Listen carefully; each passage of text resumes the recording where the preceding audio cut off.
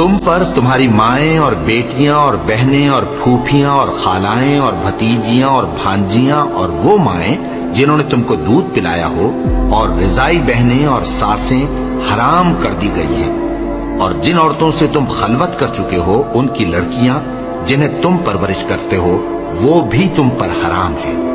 ہاں اگر ان کے ساتھ تم نے خلوت نہ کی ہو تو ان کی لڑکیوں کے ساتھ نکاح کر لینے میں تم پر کچھ گناہ نہیں، اور تمہارے صلبی بیٹوں کی عورتیں بھی اور دو بہنوں کا اکٹھا کرنا بھی حرام ہے، مگر جو ہو چکا سو ہو چکا،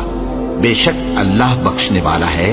بڑا مہربان ہے۔ اور شوہر والی عورتیں بھی تم پر حرام ہیں مگر وہ جو قید ہو کر باندیوں کے طور پر تمہارے قبضے میں آ جائیں،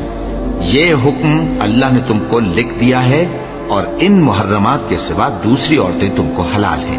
اس طرح سے کہ مال خرچ کر کے ان سے نکاح کر لو، بشرطے کہ نکاح سے مقصود عفت قائم رکھنا ہو نہ کہ شہوت پرستی۔